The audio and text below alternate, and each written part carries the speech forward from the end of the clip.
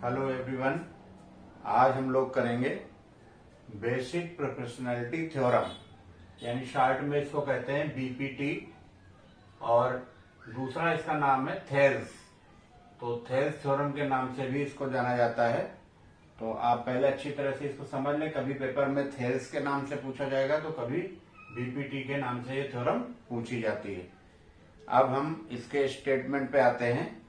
आप स्टेटमेंट को ध्यान से देखिए, मैं रीड कर रहा हूं यहां पर। If a line is drawn parallel to one side of a triangle to intersect the other two sides in distinct points, the other two sides are divided in the same ratio.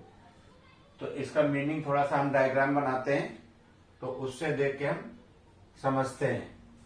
तो यहां पे देखिए एक diagram बना लेते हैं। एक triangle draw किया,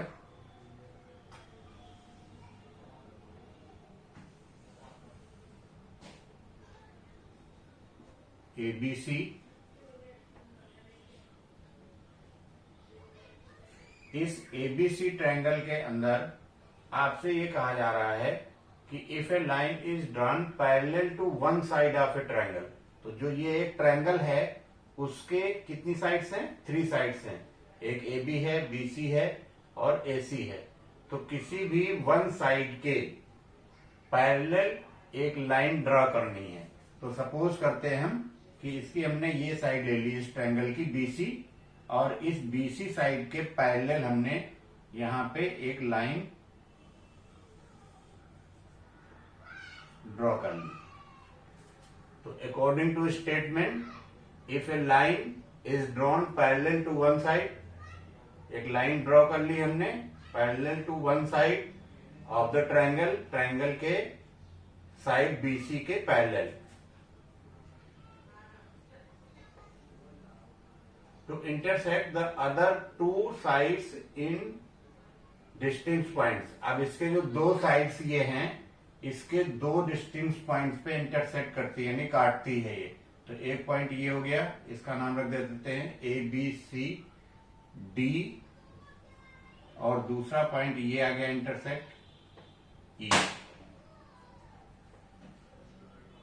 ये हम इस तरह से इस स्टेटमेंट के अकॉर्डिंग एक डायग्राम बनाएंगे। तो two sides in distinct point, the other two sides are divided in the same ratio. तो अब ये क्या कहना चाह रहा है उसको आप थोड़ा सा यहां पर लिखते हैं और इसको देखते हैं। यहां पे गिवन हमें क्या है?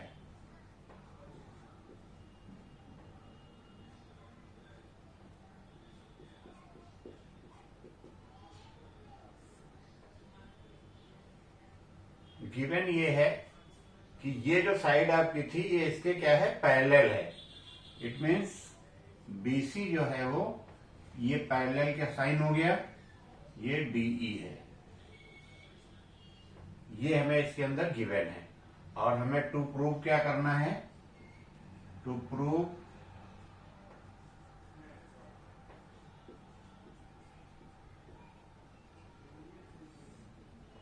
हमें ये करना है the other two sides are divided in the same ratio. तो ये जो रेशियो क्या क्या बन रहा है इसमें? एक AD और एक DB, इसी तरह से AE और EC। तो इसको हम लिखते हैं यहां पर AD upon DB equal to AE upon EC। ये हमें प्रूफ करना है। अब आते हैं हम इसके प्रूफ पर।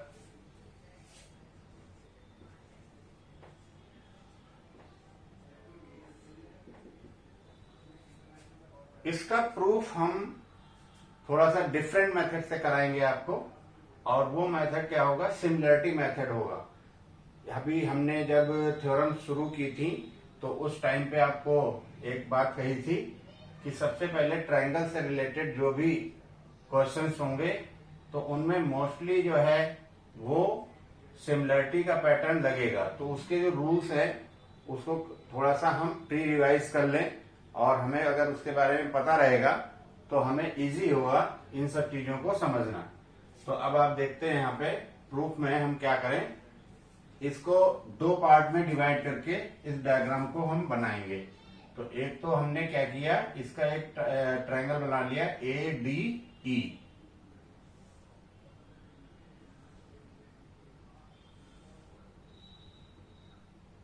ADE एंड दूसरा ट्रायंगल इसका पूरा ले लीजिए ABC।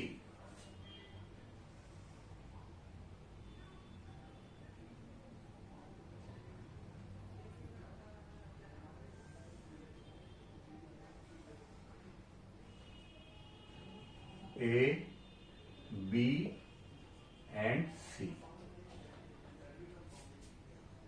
अब आप यहां पर देखेंगे ध्यान से, अगर एक रूल है जिसमें दो पैरेलल लाइन अगर ड्रा हैं, इसको एक ट्रांसवर्सल लाइन कट करती है, तो ये जो एंगल्स होते हैं ये इक्वल होते हैं बाय करेस्पॉन्डिंग एंगल से। तो यहां पर उसी कंडीशन को हम फॉलो कर रहे हैं। देखिए ये जो एंगल होगा, ये एंगल इसके बराबर होगा, ये वाला एंगल जो होगा ये इसके बराबर हो जाएगा, और ये जो ए एंगल होगा वो दोनों के लिए कॉमन हो जाएगा। तो इसको हमने यहाँ पर दोनों पार्ट में अलग अलग डिवाइड किया है। तो इसको देखते हैं इसी कंडीशन को लगाते हुए, अकॉर्डिंग टू क्या लगा रहे हैं यहाँ पर हम, करेस्पॉन्डिंग एंगल से ये इक्वल होंगे, यानी इट मीन्स डी बी के इक्वल हो जाएगा, ई सी के इक्वल हो जाएगा, और ए जो होगा वो आपका कॉमन हो गया। इसको रिप्रेजेंट कर सकते हैं angle A equal to angle A, इसको लिख दीजिए कॉमन, और एक एंगल रिप्रेजेंट कर सकते हैं A D E equal to angle A B C.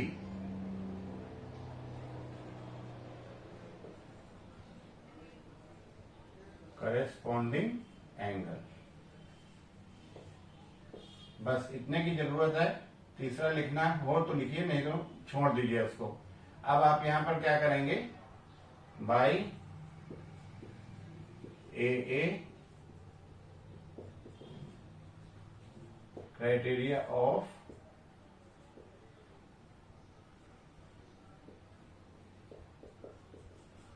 Similarity.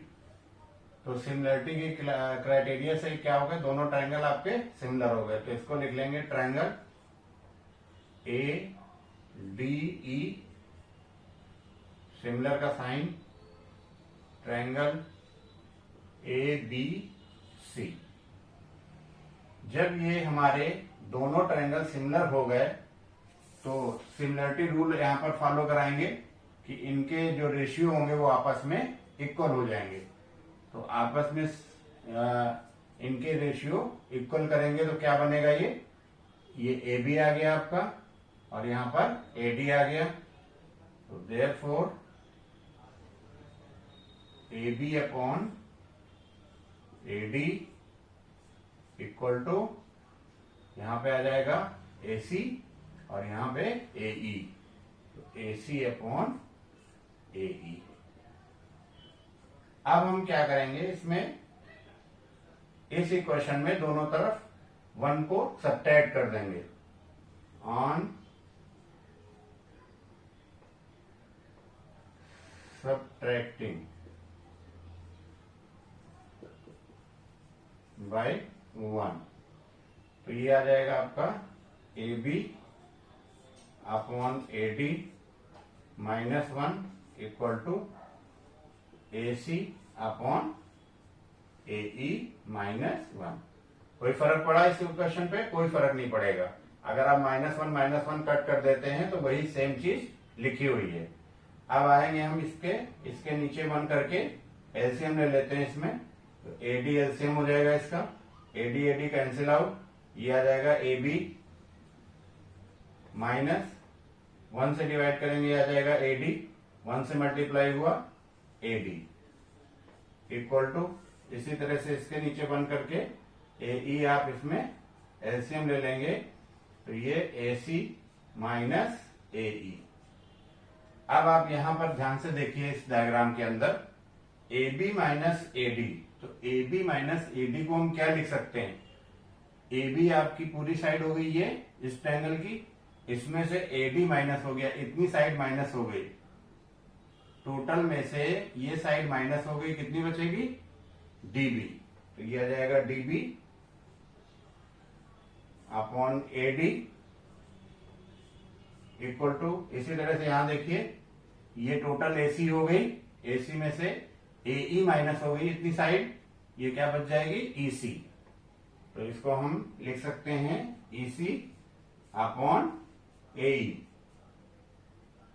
अब हम इसको रेसिप्रोकल कर देते हैं, यानी इसको रिवर्स करेंगे तो ये बन जाएगा और करके यहां पे लिख सकते हैं AD upon DB equal to AE upon EC। अब चेक करते हैं, तो इसके अंदर देखिए ये AD हो गई, ये साइड इसकी DB हो गई, AD अपॉन DB आ गया, इक्वल में ये साइड आपकी AC हो गई और ये आपकी साइड EC हो गई, ये आपस में रेशियो इक्वल हो गए। यही हमारी BPT थ्योरम है और प्रूव हो गई।